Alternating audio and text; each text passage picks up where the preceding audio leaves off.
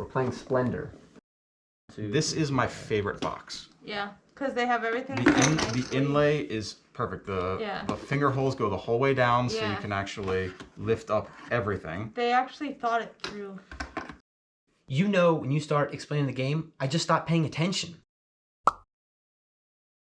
And everything sides up. You're gonna pick 4. It's always gonna be one more than the number of people playing.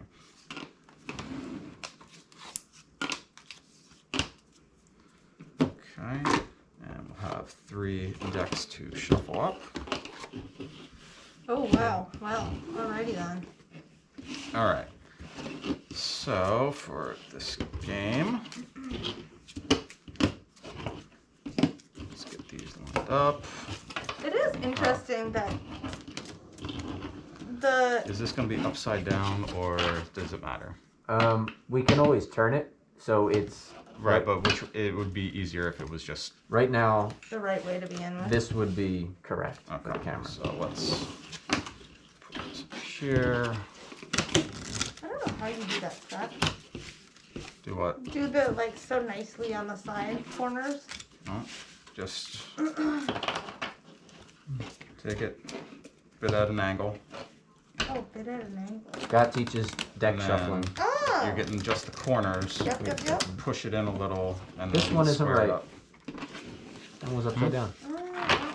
Very nice, very nice. Because then you don't get that harsh bend. Right.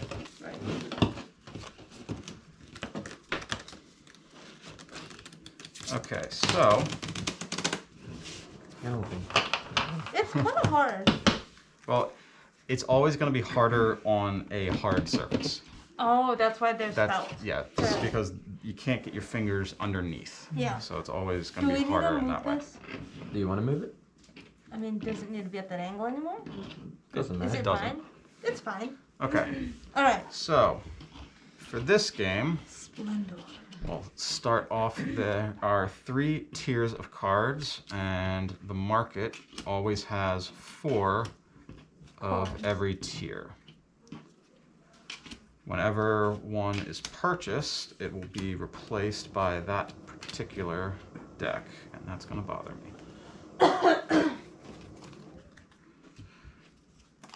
Now, on your turn, you can do a few actions. One is to purchase a card. You can reserve a card, or you can collect gems. Now, in order to purchase a card, there are costs on the bottom left side equivalent to a number of gems. So in this case, this would cost 2 blue and 1 green to purchase. Now, one thing that you'll notice is each card has a gem at the top that corresponds to the gems that are on those colored coins. What that means is that if you already own a blue card, that counts as a blue coin permanently. You're not using up any of the cards. The cards stay with you. They are permanent resources. So if you had a blue, then this would cost 1 blue coin and 1 green coin because you already have 1 blue in that card. Now, collecting coins, there are 3 ways that you can do that. One is to take 1 coin or gem from 3 different piles. Or you can take 2 from 1 pile as long as there is at least 4 that it starts with. It doesn't have to end with at least 4. You can go below that. But it has to have at least 4 in order to take 2 from that. Or you can take a single gold coin. The gold coins you get when you reserve a card. You can reserve a card from anything in the market. Like say you wanted to reserve this one for some reason. You flip it over to designate that you have not purchased it and take a gold coin. You can also reserve a card blindly from the top of any of the piles. So could just take one off the top and take a gold coin.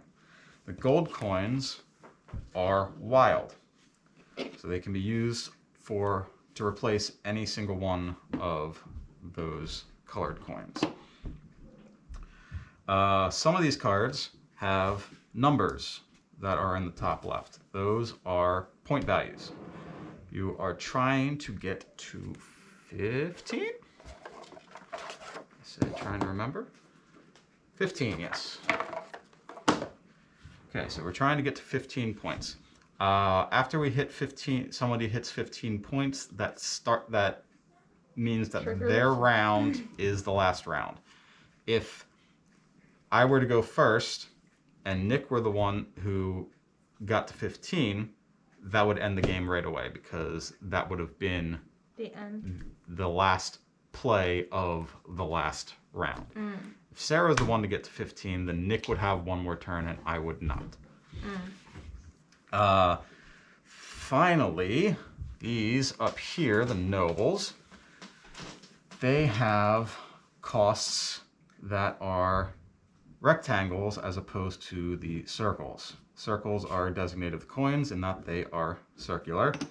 These are related to the cards as they are rectangular. It's trying to make things as easy as possible. Now, unlike the card costs where you have to return the coins, you never have to return the cards. So as long as you have 4 red cards and 4 brown cards, you would qualify to retrieve this noble. You can only retrieve them from here. You can't just start stealing from other people. The other thing is you can only retrieve one noble at a time. So if you happen to have 3 red, 3 white, and 3 blue with 2 green, you would almost qualify for both of those. By getting a 3rd green, you could take either one of these, but you have to pick one on the turn that it happens. So as soon as you pick up that 3rd green, you would qualify. You could choose this one, and then on your next turn, if somebody else has not taken that, then you still qualify for it, and you can take that. I believe that was almost everything. The final rule is you can only have 10 coins. You can draw up to go over that cap, but then you have to return coins until you only have 10. And again, you can only take one action. So you can get coins and then you can buy, but you have to wait until your next turn. That should be everything we need to know.